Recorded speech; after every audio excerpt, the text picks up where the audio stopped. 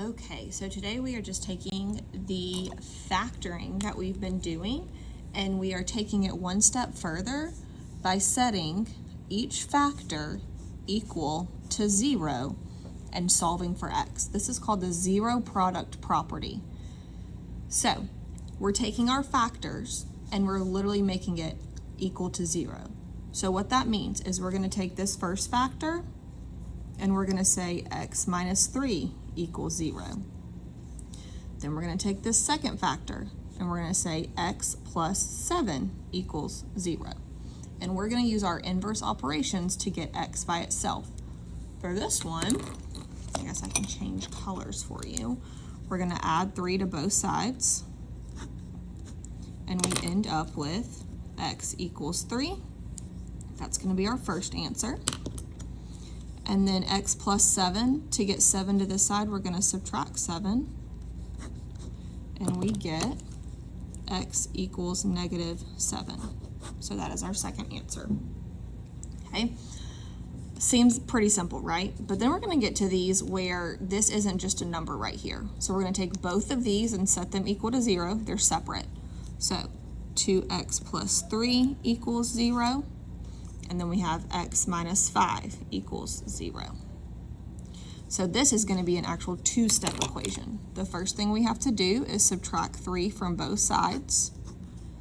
We're going to bring that down and get 2x equals negative 3. But my x still is not by itself, so we're going to divide both sides by 2. So we end up getting our first x equals negative 3 over 2. So it's a fraction. For my next one, the opposite of x minus 5, we're going to add 5 to both sides. And we're just going to get x equals positive 5. So that is our second answer. Okay, so it's always what do your two factors equal when they're set equal to 0. But on this one, it's a little bit different because this isn't in parentheses, but we're still going to set it equal to 0. So I have 7x equals 0, and then I have x minus 9 equals 0. Instead of adding or subtracting, we're going to have to divide both sides by 7. So my first solution is going to be x equals 0, because 0 divided by anything is 0. And then my second solution, I'm adding 9 to both sides, and I'm going to get x equals 9. Okay, and the reason we were able to set this equal to 0 is because it had an x to solve for. Whereas look at number 4. There is no x right here, so this GCF essentially goes away. Literally goes away. But now we can take these two things and we can set them equal to 0.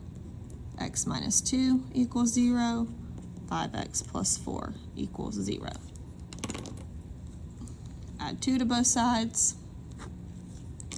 We're going to get x equals 2. And then for this one, in order to get this x by itself, we're going to have to subtract 4 from both sides first. So that means we end up getting 5x equals negative 4. But my x still isn't by itself. The opposite of multiplication is division. So my second x, is going to be negative 4 over 5. Okay, so we have literally just done algebra. But what's going to happen is you're going to have to factor them first. So it literally says all of the above equations have already been factored. If given an equation that has not been factored, you must factor it first. So this is actually a really good thing to highlight, because that's what we're going to have to do on the back. Okay. So what we have to do, these are our steps for factoring if this helps too. We have to set factors equal to 0. Then we solve. We're just solving for x.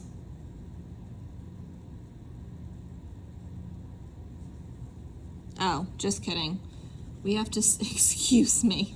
Oh, I suck. Okay. We have to set our quadratic equal to 0. Then we actually have to factor. Then we apply the zero product property, aka solve for the variable. Wow. Biggest thing is that you have to set it equal to 0 and then factor it. So let's do that. Factor to find the solution. Sweet. First step, is this set equal to 0? Yes, so you're ready to go. I'm gonna pull this down because y'all know I get all messy. Boop. Okay. For this one, it's set equal to 0, so that means we're gonna have to use the zero product property at the end. But first we gotta factor this. So what I'm gonna do is I'm going to do my A, my B, and my C. This is, you already know how to do this, you just took a test on it. A is 1, B is 4, C is -5. 1 times -5 is -5. So we need what multiplies times to give me -5, but adds to give me 4. And that's going to be -1 and +5, I believe. Okay. So now this turns into -1x plus 5x, and we'll bring down our -5 and our x squared. A lot of y'all like using box method, so that's what I'm going to use. I'm going to draw my box. Box. So we have x squared. Right here is where our -5 goes, and here are our two b's. So -1x plus 5x. So we're going to end up with, the only thing that'll give you x squared is x times x. X times -1 gives me -1x. X times 5 gives me 5x. And then checking it, 1 times -1 gives me -5. So let's write out our factors of x minus 1 and x plus 5. But here's where it differs, because you have to bring down that equals 0. Okay?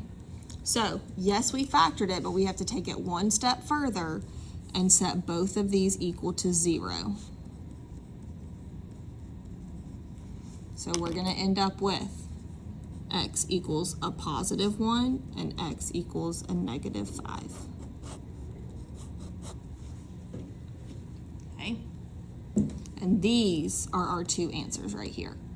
So we tested on this, so we factored, but now we're taking it a step further and doing the zero product property. Let's look at number 2 next. Our first step is to set this equal to 0. So I can't put a check mark right here because we have a -1. So I'm gonna have to add 1 to both sides and end up with 3x squared minus 4x plus 1 equals 0. And now I can do my factoring. There's no GCF, so I'm gonna do A, B, C. My A is 3, my B is -4, and my C is 1. 3 times 1 is 3. And I need my factors, though, that are going to add up to -4. Well, that's either going to be 1 and 3 or -1 and -3. And so it does end up being these negative ones. Okay?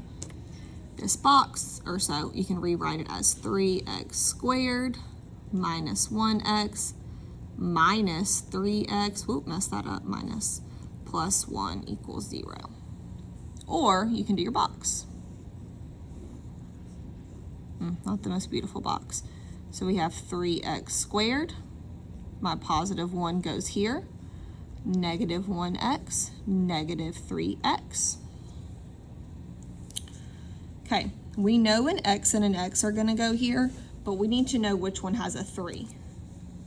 So is 3 the GCF of 3 and -3 to go to the side? Or is 3 the GCF of 3 and -1 to go up here? Well, it ends up being the GCF of 3 and -3, so that's going to go here.